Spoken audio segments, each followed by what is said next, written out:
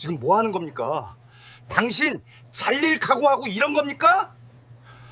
정민철의 목소리가 회의실을 짓누르는 순간 이성우는 노트를 밀어내며 입을 열었습니다. 지금 이거 안 막으면 이미 팔린 두부 그 할머니가 오늘 저녁에 드십니다. 지금 뭐 하시는 겁니까? 버리면 손해 아닙니까? 누가 압니까? 이런 거. 이성우는 창고 문을 반쯤 연 채로 그 자리에 굳어버렸습니다. 들어오려던 발이 멈췄고 몸이 머리보다 먼저 알아챘습니다. 무언가 이상하다는 것을요. 점장 정민철이 바닥에 쪼그려 앉아 있었습니다. 앞에는 열린 박스가 있었고 그 안에 낱개 포장 두부가 빼곡하게 담겨 있었습니다. 정민철의 손이 쉬지 않고 움직이고 있었죠. 오래된 날짜 스티커를 손톱 끝으로 뜯어냈습니다. 그 위에 새 스티커를 꾹 눌러 붙였습니다. 날짜가 바뀌었습니다. 사흘이 뒤로 밀렸습니다. 한 개가 아니었어요. 이성우는 눈으로 천천히 박스를 세어봤습니다. 세 개였고 그 옆에 또 다른 박스가 있었습니다. 전부 열려 있었고 전부 같은 방식이었습니다. 이성우가 그 창고에 들어온 건 납품 확인서를 가져오기 위해서였습니다. 매주 금요일 마감 전에 처리해야 하는 서류였고 창고 선반 오른쪽 끝에 걸려있는 서류철이었습니다. 아무 생각 없이 들어온 일상적인 동선이었죠. 그런데 이 장면이 있었습니다. 정민철은 이성우가 들어온 걸 알고 있었습니다. 고개를 한번 들었다가 다시 내렸고 손은 멈추지 않았습니다. 당연하다는 듯이 계속했고 멈춰야 한다는 생각 자체가 없어 보였습니다. 이성우는 10년이 넘는 시간을 이 마트 식품 코너에서 일해왔습니다. 계약직이었고 매년 계약서를 새로 썼습니다. 그럴 때마다 올해가 마지막일 수도 있다는 생각을 했지만 그래도 조용히 나왔습니다. 가족이 있었으니까요. 딸아이 대학 등록금을 이 마트에서 댔고 1년만 더 버티면 됐습니다. 그 말을 속으로 몇 번씩 되새기며 지내왔습니다. 그러니 눈에 띄지 않으려 했습니다. 시키는 일만 했고 불필요한 말은 하지 않으려 했습니다. 그런데 오늘 이 창고 문을 열었습니다. 정민철의 손이 또 한 개를 집어들었습니다. 스티커가 뜯겼고 새 것이 붙었고 날짜가 또 바뀌었습니다.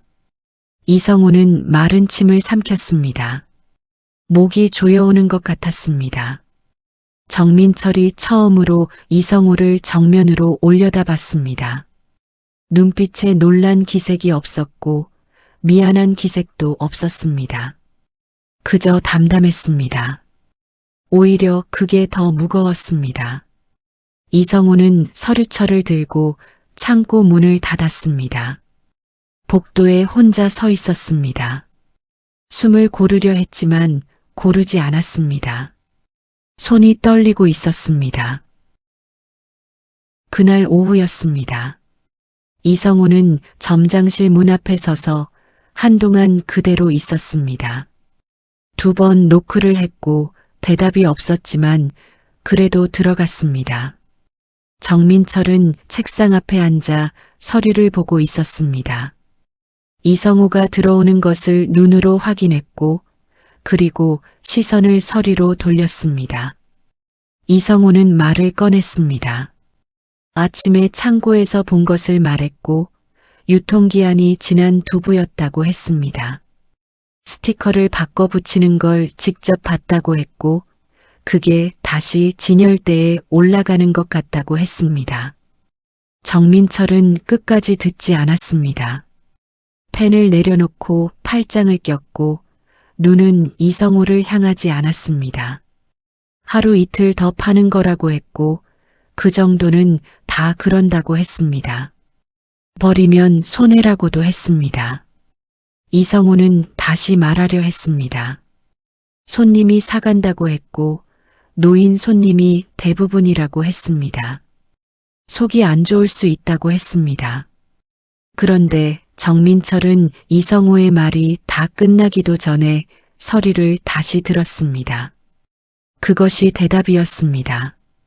더 할 말이 없다는 뜻이었습니다. 이성우는 점장실 문을 닫고 복도로 나왔습니다. 직원 2명이 서 있었습니다. 이성우와 눈이 마주쳤고 둘 다 고개를 돌렸습니다. 아무것도 못 본 것처럼 각자의 일로 걸어갔습니다. 냉동고 옆에서 박스를 정리하던 직원도 못 본 척이었고 신선 코너를 닫고 있던 직원도 마찬가지였습니다. 모두 알고 있었습니다. 알면서 모르는 척하고 있었습니다. 이성우보다 오래된 직원도 있었습니다. 그들도 이 마트에서 생계를 이어가는 사람들이었고 뭔가를 말했다가 자리를 잃는 것이 무엇인지 아는 사람들이었습니다. 이성우는 그 복도 한가운데 혼자였습니다. 저녁 마감 시간이 됐습니다. 신선 코너 점검을 하고 날짜가 오늘인 제품을 찾아서 폐기 목록을 작성했습니다. 창고로 옮기는 것도 정해진 절차대로였습니다. 내일 아침이면 그 자리에 다시 뭔가 올라올 것이었습니다. 이성우는 그것을 알면서도 손을 움직였습니다. 집에 돌아와도 그 창고가 머릿속에서 걸렸습니다. 아내가 국을 내왔습니다. 이성우는 숟가락을 들었다가 내려놓았습니다. 밥을 반쯤 남겼습니다. 다음 날 오후였습니다. 이성우는 신선 코너 진열 보충 작업을 하고 있었습니다. 두부 박스를 열어 날짜를 확인하고 진열대에 올리는 매일 하던 일이었습니다. 그때였습니다. 복도 쪽에서 익숙한 발소리가 들려왔습니다. 느리고 작은 발소리였고 낡은 천 장바구니를 손에 든 채였습니다. 박순자 할머니였습니다. 이성우는 그 걸음을 알았습니다. 매일 같은 시간에 왔고 매일 같은 코너에서 같은 것을 담아갔습니다. 계란, 콩나물, 그리고 두부였습니다. 그게 할머니의 하루 장복이었습니다. 예전에 계산대 앞에서 잠깐 이야기를 나눈 적이 있었습니다. 아들은 멀리 산다고 했고 혼자 지낸다고 했습니다. 말투는 가벼웠지만 이성우는 그 말이 오래 마음에 걸렸었습니다. 할머니는 두부 코너 앞에 멈췄습니다. 진열대를 바라보다가 돋보기를 꺼냈습니다.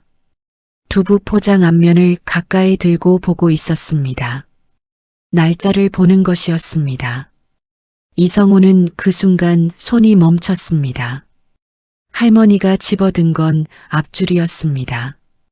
진열 순서상 오래된 것이 앞으로 나와 있었는데 그건 정상적인 선입선출이 아니었습니다.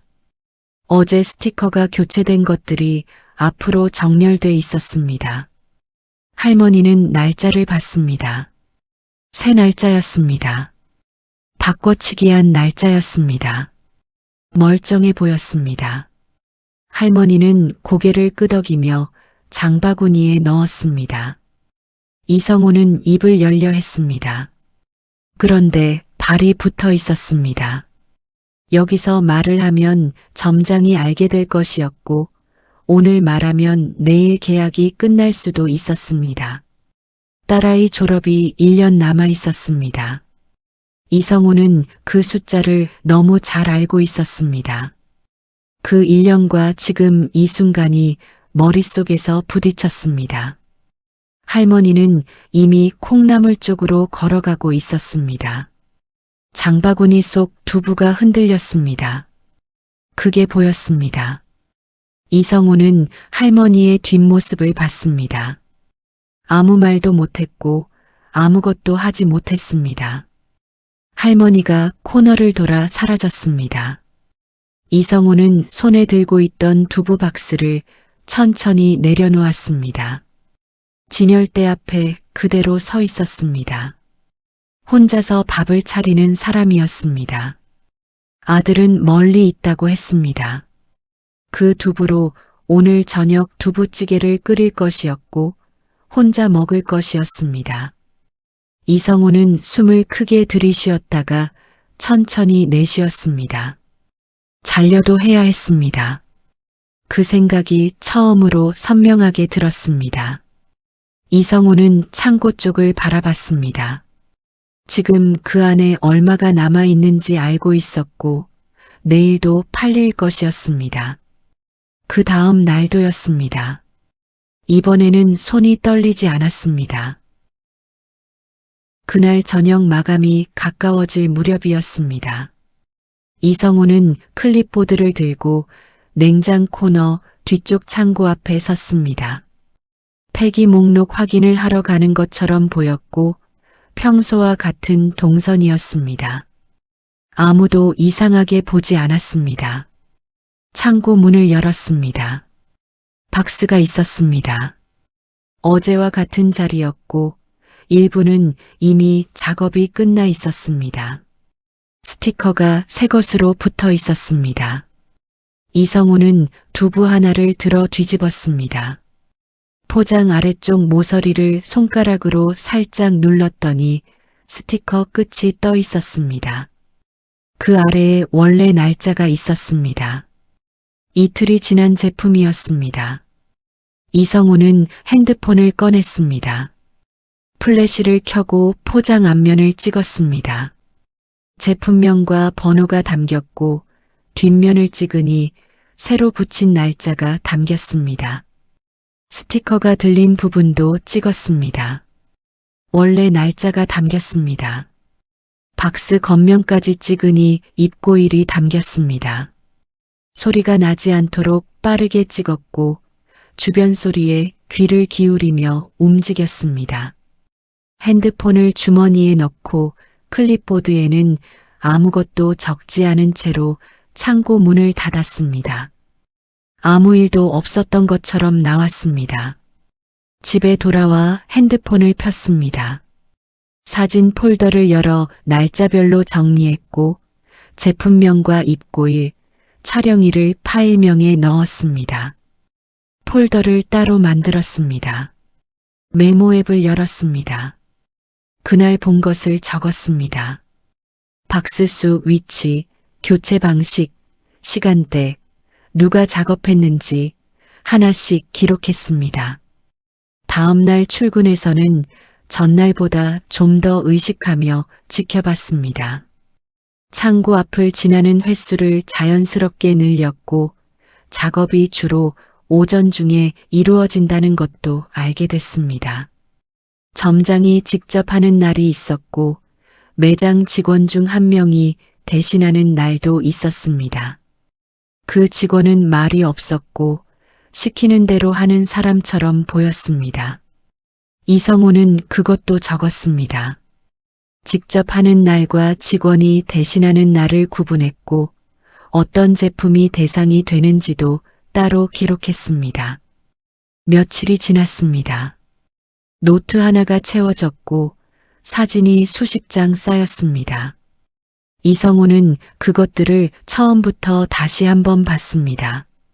뭔가 규칙이 있는 것 같았습니다. 더 지켜봐야 했습니다. 이틀 뒤 점심시간이었습니다.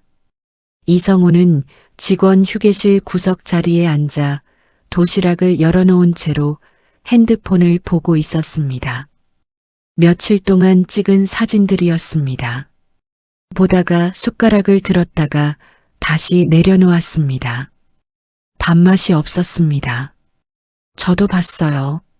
목소리가 들렸습니다. 이성우는 고개를 들었습니다. 계산대 직원이었습니다.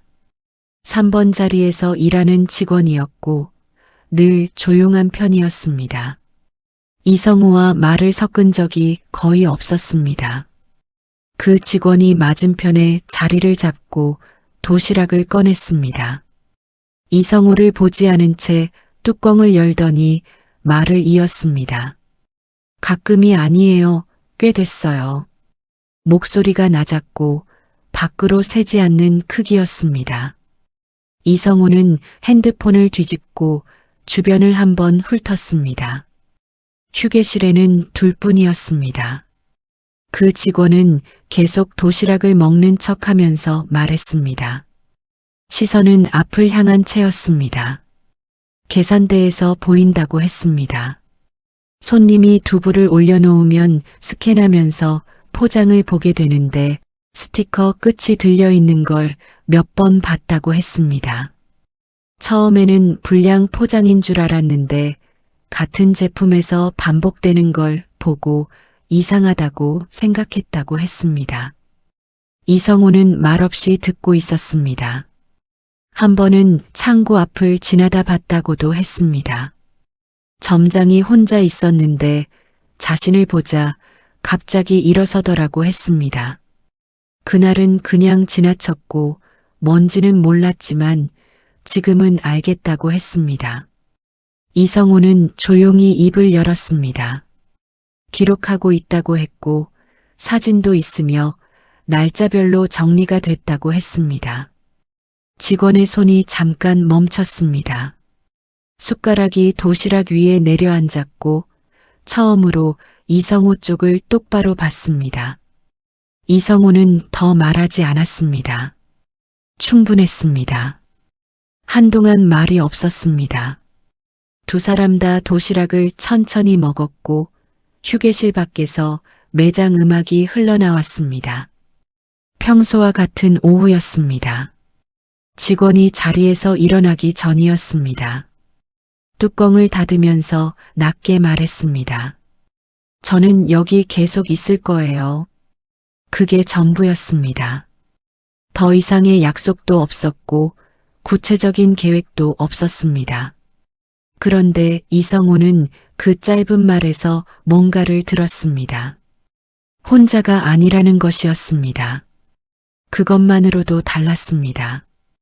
밥을 다 먹었습니다. 며칠 만에 처음이었습니다. 점심시간이 끝나고 나서였습니다.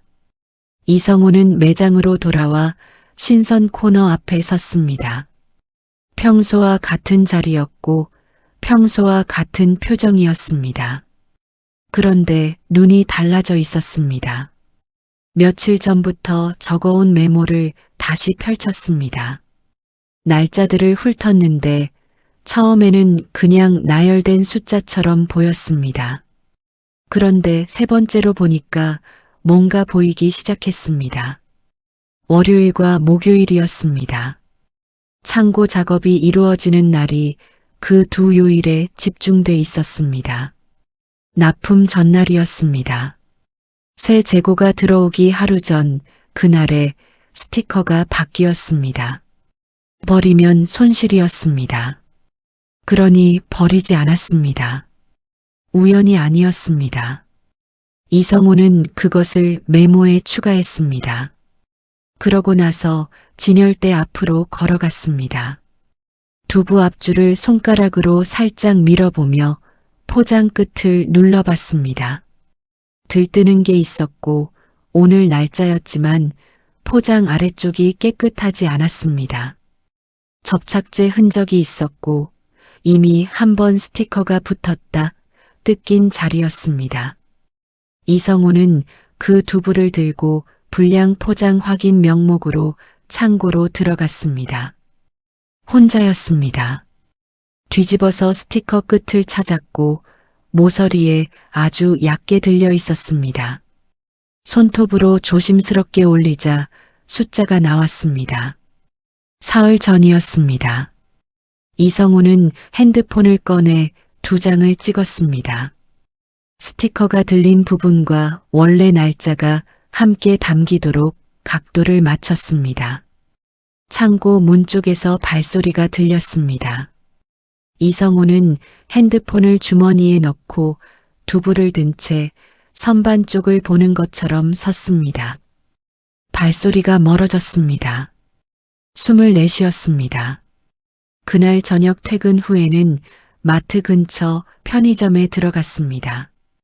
같은 제조사 두부를 사서 포장을 살펴봤습니다. 깨끗했고 스티커 흔적이 없었습니다. 마트 것과 달랐습니다. 이성우는 두 제품을 나란히 놓고 핸드폰으로 찍었습니다. 같은 제조사, 같은 제품, 다른 날짜였습니다. 이 사진이 나중에 무언가를 설명할 수 있을 것 같았습니다. 다음 날은 목요일이었습니다. 납품 전날이었습니다. 이성우는 창고 근처 동선을 자연스럽게 늘렸고 물류 확인 명목으로 3번 지나쳤습니다. 2번은 아무것도 없었고 3번째에 점장이 창고 안에 있었습니다. 이성우는 멈추지 않고 지나치면서 흘깃봤습니다. 박스가 열려 있었고 스티커 도구가 옆에 있었습니다. 그것으로 충분했습니다. 저녁에 메모를 마저 정리했습니다. 날짜, 요일 확인 방법, 제품 수, 위치를 전부 적었고 사진 번호와 메모 내용도 연결했습니다. 이제 혼자 보기엔 너무 많은 양이었습니다. 이성우는 메모를 덮었습니다. 그 다음 단계가 필요했습니다. 혼자서 쥐고 있으면 의미가 없었습니다. 이걸 어딘가에 넘겨야 했습니다. 목요일 오후였습니다. 이성우는 신선 코너 마감 작업을 하면서 냉장 온도를 확인하고 다음날 납품 전에 처리해야 할 것들을 적고 있었습니다. 점장이 다가왔습니다. 이성우는 고개를 들었습니다. 정민철의 표정은 평소와 달랐습니다. 뭔가를 알고 있는 얼굴이었고 확인하러 온 얼굴이었습니다. 이성우는 먼저 말했습니다. 내일 입고 전에 이 제품들은 빼야 한다고 했고 날짜가 오늘까지인 것들이라 폐기 처리해야 한다고 했습니다. 정민철은 이성우가 들고 있는 클립보드를 봤습니다. 그리고 이성우를 봤습니다. 이성우 씨, 목소리가 낮았습니다. 요즘 창고 쪽을 자주 드나드는 것 같던데. 이성우는 물류 확인 때문이라고 했고 원래 하던 일이라고 했습니다. 정민철은 잠깐 말이 없다가 한마디 더 했습니다. 쓸데없는데 신경 쓰지 말고 자기 일이나 하세요. 그것이 경고였습니다. 이성우는 알아들었습니다. 그날 저녁이었습니다. 이성우는 폐기 목록을 마무리하고 창고에 마지막으로 들렀습니다. 내일 입고 전에 확인해야 할 것들을 점검하는 척했습니다. 박스가 새로 쌓여 있었습니다. 이미 작업이 끝난 것들이었고 내일 진열될 것들이었습니다. 이성우는 한 개를 들었습니다. 확인했습니다. 역시였습니다. 핸드폰을 꺼냈습니다. 그 순간 창고 문이 열렸습니다. 정민철이었습니다. 둘이 마주쳤습니다. 이성우의 손에 핸드폰이 들려 있었고 두부도 들려 있었습니다. 아무 말도 없었습니다. 정민철이 이성우를 봤고 이성우가 정민철을 봤습니다. 정민철은 창고 문을 닫지 않은 채로 돌아나갔습니다. 이성우는 핸드폰을 주머니에 넣고 두부를 내려놓은 뒤 창고를 나왔습니다. 그날 밤은 잠을 자지 못했습니다. 다음 날 아침이었습니다. 출근 카드를 찍고 들어서는데 직원 한 명이 다가와서 점장실로 오래요 라고 했습니다. 이성우는 가방을 내려놓고 점장실로 갔습니다. 정민철이 앉아 있었고 책상 위에 서류가 있었습니다. 계약 해지 서류였습니다. 이유가 적혀 있었습니다. 업무 부적응이었습니다. 이성우는 그 단어를 가만히 봤습니다. 10년이 넘도록 한 번도 들은 적 없는 말이었습니다. 정민철은 설명하지 않았습니다. 오늘까지만 나오면 된다고 했습니다. 이성호는 서류를 들었습니다. 서명란을 보다가 펜을 들었습니다. 딸아이 등록금이 떠올랐습니다. 1년 남았다고 생각했습니다. 그런데 지금 그게 중요한 게 아니었습니다. 서명했습니다. 일어서면서 사무실을 한번 둘러봤습니다. 창을 받고 매장이 보였습니다. 신선 코너가 보였고 두부 진열대가 보였습니다. 이성호는 돌아섰습니다. 사물함에서 짐을 챙겼습니다. 작업복은 두고 개인 물건만 가방에 넣었습니다. 그리고 노트를 챙겼습니다. 핸드폰도 확인했습니다.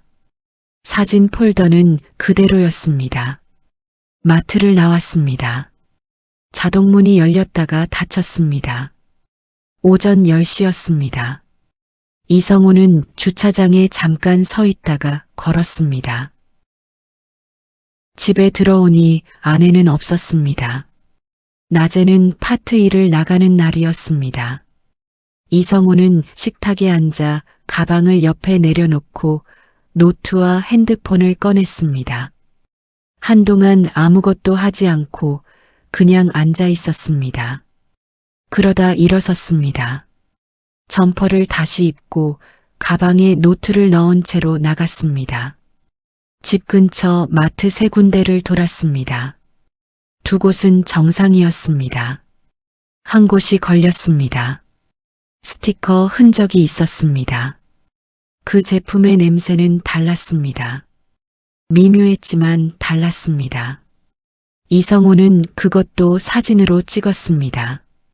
집으로 돌아와 식탁 위에 제품들을 올려놓고 출처를 옆에 써서 붙였습니다. 그리고 인터넷을 켰습니다. 해당 마트 이름을 검색해서 리뷰 게시판을 찾았습니다. 최근 후기가 있었습니다. 두부 사 먹고 배가 좀 이상했습니다.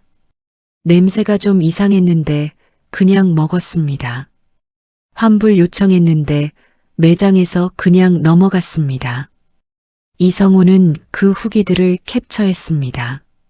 날짜를 확인하니 최근 열흘 사이였습니다. 다음으로 본사 고객센터 번호와 식약처 신고 방법을 찾아서 메모했습니다. 그런데 멈췄습니다. 혼자 신고한 계약직 직원의 말이었습니다. 증거는 있었지만 내부 확인 없이는 흐지부지 될 수 있었고 묻힐 수도 있었습니다. 계산대 직원이 떠올랐습니다. 저는 여기 계속 있을 거예요. 라고 했던 말이 떠올랐습니다. 핸드폰을 들어 문자를 보냈습니다. 잠깐 통화 가능하세요? 답장이 왔습니다. 네. 퇴근 후에요. 이성호는 핸드폰을 내려놓고 저녁까지 기다렸습니다. 그날 밤 통화를 했습니다. 사진, 메모, 다른 마트 확인 결과, 소비자 후기까지 설명했습니다. 직원은 잠시 말이 없다가 물었습니다. 어디에 넣을 거냐고 했습니다. 이성호는 본사 감사팀이라고 했고 식약처는 그 다음이라고 했습니다. 먼저 내부부터 움직이게 해야 한다고 했습니다. 직원이 말했습니다.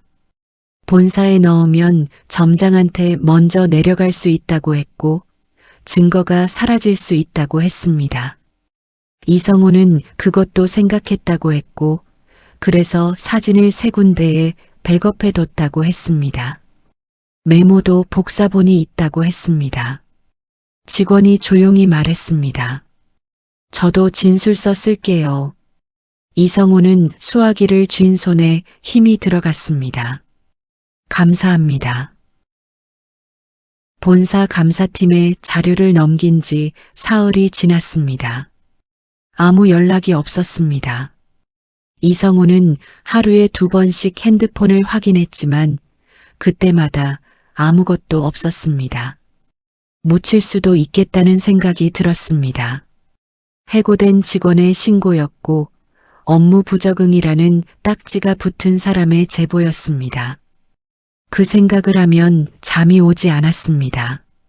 나흘째 되는 날 아침이었습니다. 계산대 직원에게서 문자가 왔습니다. 오늘 이상한 사람들 왔어요. 이성우는 바로 답장을 보냈습니다. 어디서요?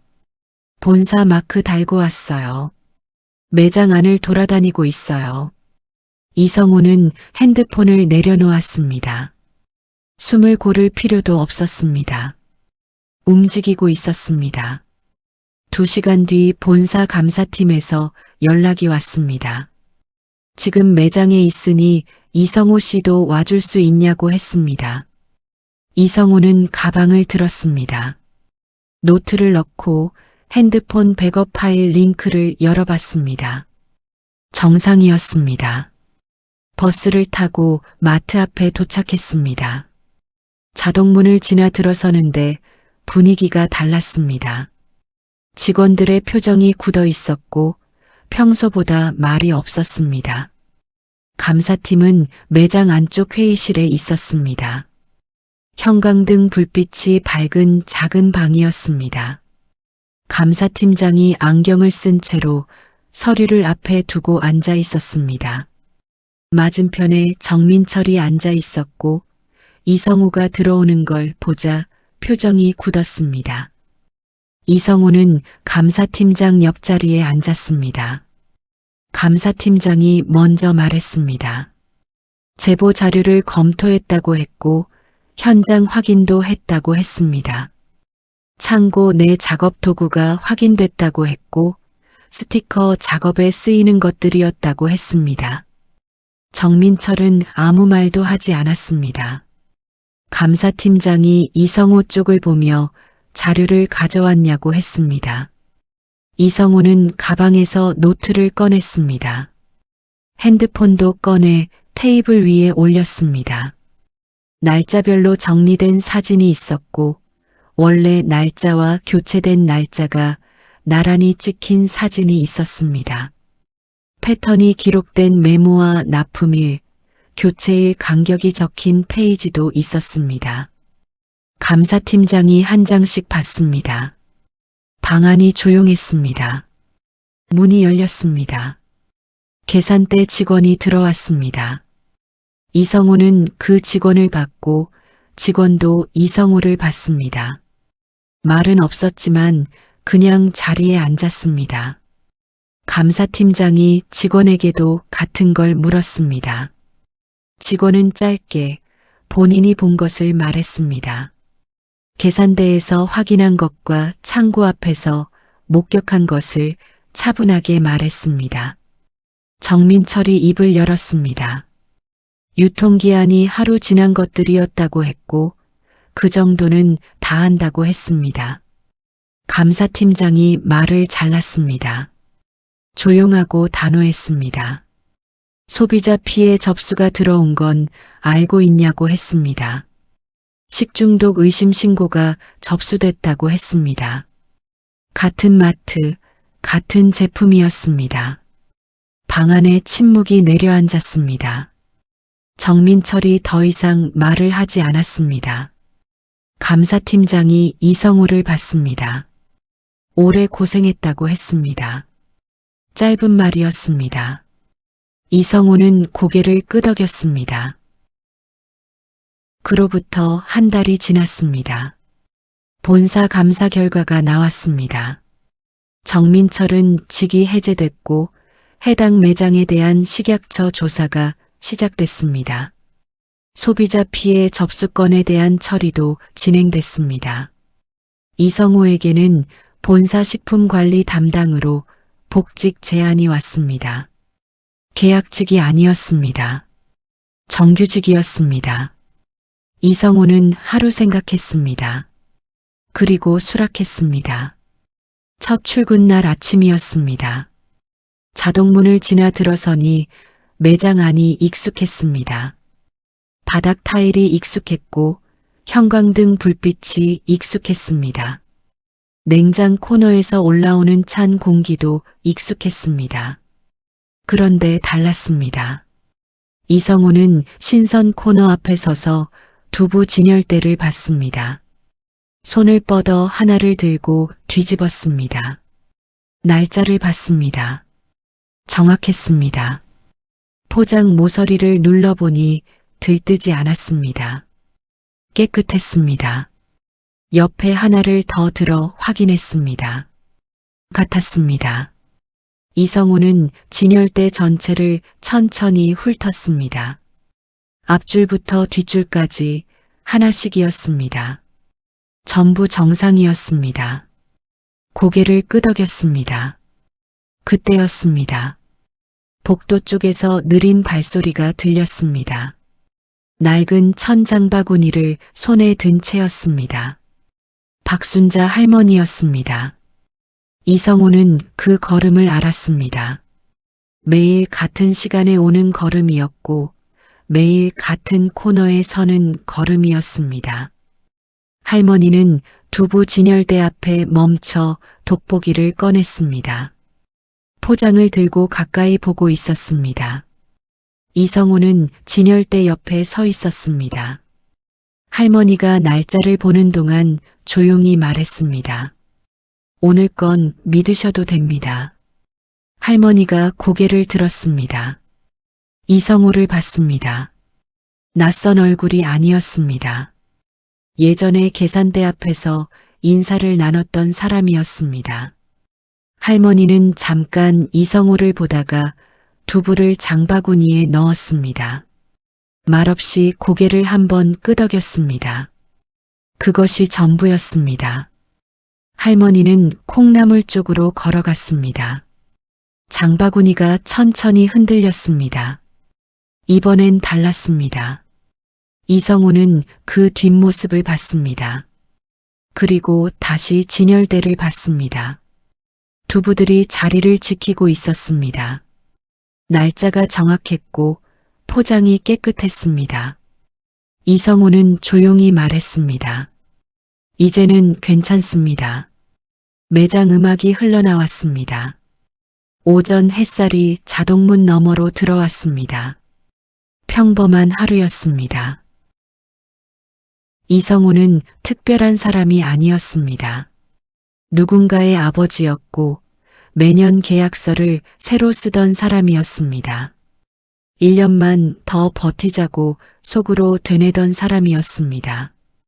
그런 사람이 움직였습니다.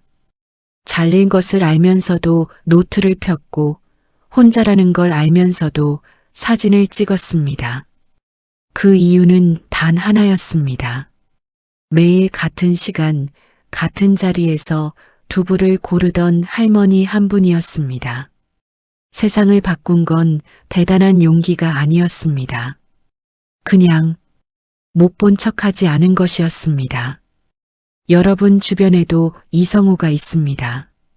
어쩌면 여러분이 그 이성우일 수도 있습니다. 이 이야기가 마음에 남으셨다면 구독과 좋아요로 함께 해주세요.